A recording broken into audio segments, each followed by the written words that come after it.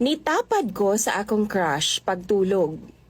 Apan diyang pagmata nako, iyaha namang amahan ang akong kagakos.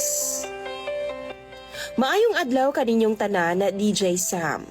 Sa imong mga followers ug ingon man sa imuhang mga viewers. Doon na pod ko'y i-share nga istorya. Manginaot na lang ko nga mabasa pod ninimo. Itago na lang ko sa pangalang Shaira.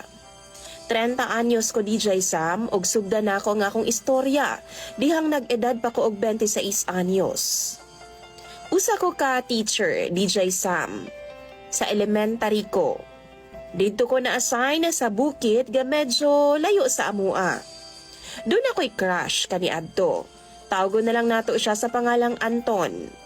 Friends bing duha DJ Sam, apan wa siya makahibaw nga doon ako'y crush sa iyaha.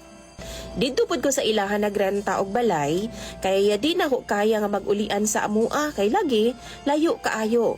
Tapos delikado pod ang dalan labi na kay inigulan DJ Sam, magbaha ang dalan nga akong ginaagian.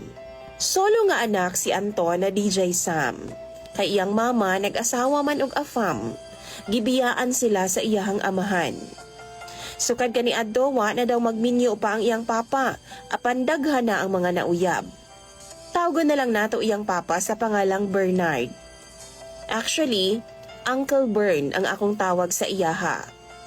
41 anyos na siya DJ Sam. Gwapuhon silang mag-ama actually. Mga mistisohon ba?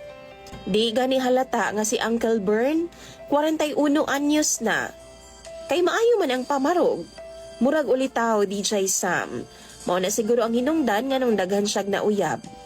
Apan di ko interesado sa iyaha. Kay lagi, ang akong crush ang iyahang anak man nga si Anton. Graduation to DJ Sam. Pagkahuman sa program na aman yun na party-party. Human ana nag-shot-shot me sa ako ang mga kaubang teachers. Gamay ra good. Human adto ni uli na pud ko. Apan wa pa ko kasulod sa balay DJ Sam. Gitawag na ko sa ako ang usa ka friend nga bayot. Tawgon nato siya sa pangalang Berta. Magtagay na po daw mi DJ Sam. Tapos naman daw ang klase. Pwede na daw magbuntagay. Pero dili ko pala hubog DJ Sam ha. Actually, first time po to na akong nag-inom og hard.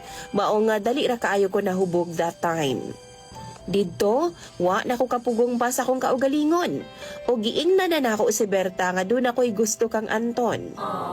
Apa nagkatawa siya DJ Sam. Ingon pa siya, sure ka day? Dito magpud ko nga, oo, kay ngano di ay. Grabing katawa ni Bayot DJ Sam. Ingon pa siya, huy, Bayot man na si Anton jay. Grabe na kong kurata. Kaysa akong giingon, friends ming duha ni Anton. Ug wa gyud ko'y makitang sign nga ingon ana siya. Nananghid ako kang Berta DJ Sam nga muuli nako kay medyo nahubog na pod ko. Og dihang misaka na unta ko paadto sa akong kwarto, nakita na ako nga open ang suga sa sala nila ni Uncle Bern. Nisulod ko. Mingaw man og way tao maong nilingkod ko kadali sa ilang sofa. Gidalaw na pod ko sa akong kakatulgon DJ Sam, maong nisulod pod ko sa kwarto nga nakaabli. Napasmile pa ko DJ Sam, diyang nakita na ako si Anton nga nakahigda sa kama, patagilid. Niduol ko DJ Sam og nitapad sa iyaha. Hangtod nga nakatug na ko. Pagkaugma DJ Sam, nakamata ko dihang na ako'y nadungog nga sa akong dalunggan. Og pag-open ako sa